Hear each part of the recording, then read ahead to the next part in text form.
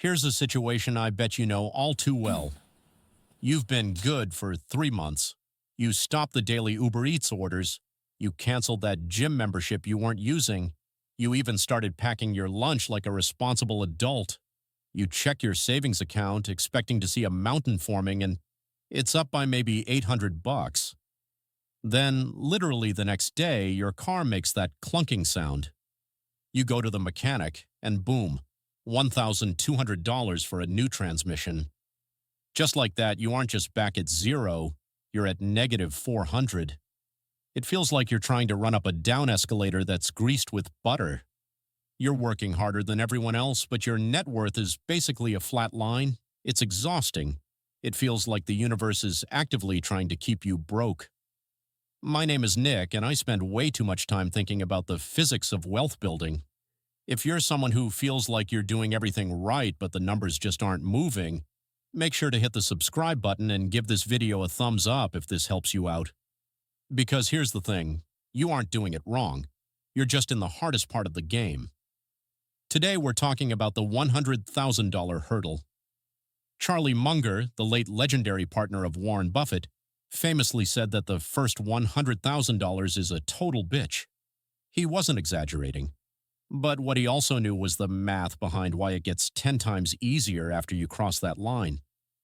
Look, most people think wealth building is linear. They think if they save $5,000 a year, they'll have $50,000 in 10 years and $100,000 in 20. They see it as a straight line on a graph. That's not how it works. At all. Wealth building isn't a flight of stairs, it's a heavy flywheel. At the start, you are putting in 100% of the effort, and the wheel is barely moving. You're sweating, you're pushing, and you look at the wheel and go, is this thing even turning?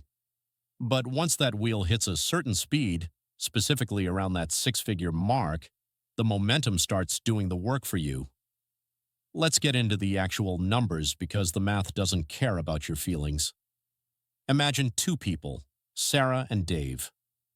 Sarah is starting from zero.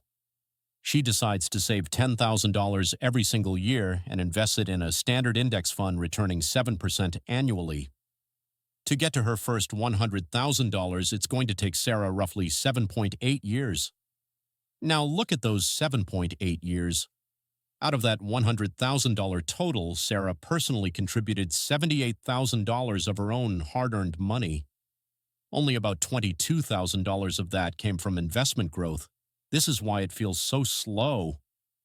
For nearly 8 years, Sarah is doing 80% of the heavy lifting. The magic of compounding that everyone talks about. It's barely a parlor trick at this stage. It's a rounding error. But here's where it gets really interesting. Sarah hits $100,000. She keeps saving the same $10,000 a year. How long does it take her to get the next $100,000? It only takes 5.1 years. Wait, what? She just shaved nearly 3 years off the timeline. The third $100,000? That takes 3.7 years. The fourth, 2.9 years. By the time she's going from $600,000 to $700,000, it takes her less than 2 years. She didn't get a raise. She didn't find a secret stock. She just crossed the threshold where her money started having babies, and those babies started having babies. Now you might be thinking, okay, Nick, the math is cool, but I can't even get to 10 grand, let alone 100. And I hear you, because the first $100,000 isn't just a math problem, it's a psychological war. When you have $5,000 in the bank, you are in survival mode. Every minor inconvenience is a catastrophe. A flat tire isn't just an annoyance, it's a threat to your ability to pay rent. When you're in survival mode, your brain is physically incapable of thinking long-term. There's a study from Princeton that suggests the mental bandwidth consumed by financial stress can actually lower your effective IQ by up to 13 points. You aren't bad with money, you're just cognitively overloaded by the cost of being poor. Here's what most people don't realize. The first $100,000 is the price of admission to investment mode. Once you have $100,000, a $1,200 car repair is just a line item. It doesn't derail your momentum. You stay in the game. And in investing, staying in the game is 90% of the battle. Now I can already hear the comments. Nick, $100,000 isn't what it used to be. In 1980, $100,000 could buy a mansion and a yacht. Today it buys a 2015 Honda Civic and a sourdough starter. Look, you're right. Inflation is real. Prices are up. The purchasing power of $100,000 has dropped. But here's the thing. The mathematical physics of the first $100,000 remains identical. Whether $100,000 buys you a house or a ham sandwich, it is still the point where capital gains start to rival labor contributions. If you have $100,000 invested and the market goes up 10%, which it does in many years, you just made $10,000 while you were sleeping. That is $10,000 you didn't have to trade your life hours for. That is the moment you stop being a servant to money and money starts being a servant to you. So, how do we actually get there without losing our minds? It comes down to three things. There's an old concept called the Terry Pratchett Boots Theory. A rich person buys a $50 pair of boots that last 10 years. A poor person can only afford $10 boots that last a season.